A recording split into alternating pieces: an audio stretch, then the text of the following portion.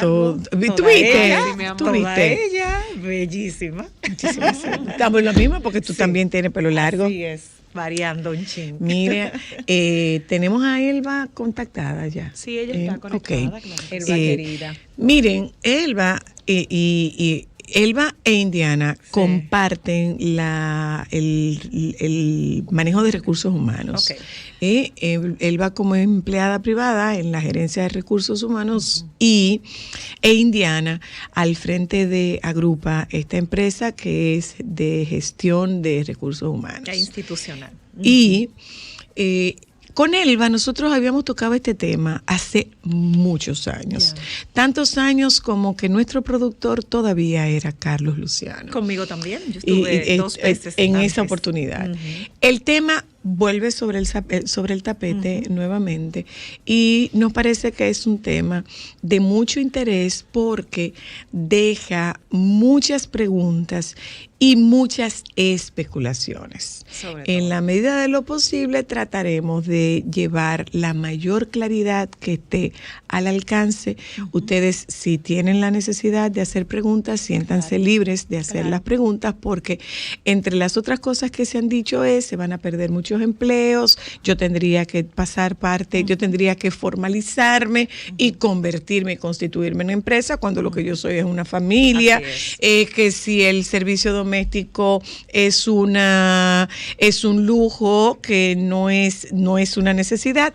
De todo eso nosotros hablamos esta tarde. Te damos la bienvenida, Elba querida, gracias. Salió un momentito, me dice que está teniendo problemas, ahora ya reconecta. Ya. Bueno, pues comenzamos contigo, pues Indiana. Muchísimas gracias de nuevo aquí, de nuevo en casa, oyentas queridas, cuídense del agua, la calle está bien acuática. Y va a seguir por buen rato.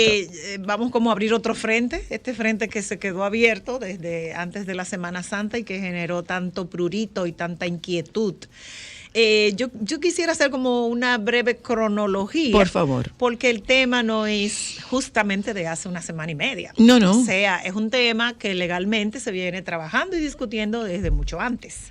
En el Código de Trabajo que se modificó y actualizó en el 92, se declaró ya oficialmente lo que eran trabajadores domésticos y allí se colocaron una serie de ideas y de normativas para regir la relación laboral con los trabajadores domésticos. Apenas unos 8 artículos, pero digamos que para ese momento satisfizo una necesidad. Luego de eso, 1992, en el 2010 se actualiza nuestra Constitución. Y en nuestra Constitución hay articulados, específicamente 3, que valoran todo lo que es los temas de evitar la discriminación laboral, de ratificar la libertad laboral, de hacer garantías, ¿verdad?, en derechos, y todo esto plantea una derivación hacia las leyes de trabajo. O sea que ya desde la misma Constitución hay un reguero de obligaciones que tenemos que cumplir como patrones.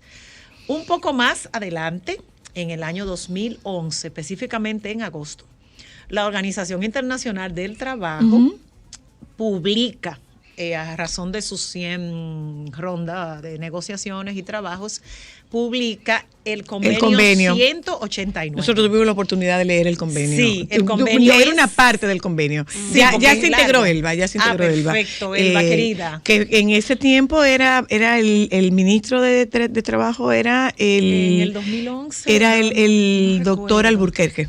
En el 2011. El doctor Rafael Alburquerque, que no era ministro, era secretario de Trabajo. Hola, Elba, querida. ¿Cómo están todas? Hola, Indiana, buenas tardes. Mi reina, un gran placer escucharte. Elba, mientras te reconectabas, Indiana nos está contextualizando desde el punto de vista legal, haciéndonos una cronología de todo esto. Entonces, el convenio 189 fue firmado por la República Dominicana, aprobado en el 2013, y ya en el 2015 el Congreso los ratifica. Hasta que un Estado libre, como el nuestro, aunque sea signatario de un acuerdo internacional, hasta que el Congreso no lo ratifique, ese convenio no es efectivo, como cuando las embarazadas, ¿verdad? Entonces, ya un poco más adelante, en el 2015, el Congreso lo ratifica Y tenemos ese nivel de retraso desde el 2015 hasta esta fecha en la aplicación de ese convenio. Como muchas otras cosas que nosotros hacemos, que firmamos y se quedan en el tintero. Pero hay que hacer algunas precisiones porque esta resolución del Ministerio de Trabajo se alinea con el convenio, ¿verdad? Para cumplir esa normativa. Pero nuestro código se queda atrás. Ok. Hay una discusión sumamente interesante, específicamente sobre el artículo 259 del Código, que dice que esa normativa establecida en el Código es la única que va a regir a los trabajadores domésticos. O sea, no toca el tema de convenio. No, imposible, porque en el 92, ni cerca, ¿verdad? Claro. Pero encima de eso, es limitativo, porque como tú dices en un artículo que esto es lo único que va a regir a los domésticos cuando llega la seguridad social, o sea, hacia futuro no sabemos lo que va a pasar. Sí. ¿Verdad? Entonces viene toda esta cronología y tiene diferencias básicas específicas. Tenemos que aclarar que ya el código otorgaba derecho a vacaciones, permisos para estudiar, para ir al médico o hacer cualquier diligencia familiar para ese trabajador doméstico, ¿ok? Tenemos que aclarar que también el código permitía o normaba que se le otorgase preaviso a la trabajadora cuando el contrato laboral concluyera. O sea que esos puntos ya estaban en nuestra legislación. Ok. Y establecía también la jornada, pero no los horarios, sino que establecía las horas de descanso. No, las horas de descanso. Ok. El revolú que se arma con el convenio de la OIT y la resolución 20 del ministerio actual es que la jornada se limita a 44 horas semanales como los trabajadores de oficina, por ejemplo, ¿verdad? Y establece 9 horas de descanso.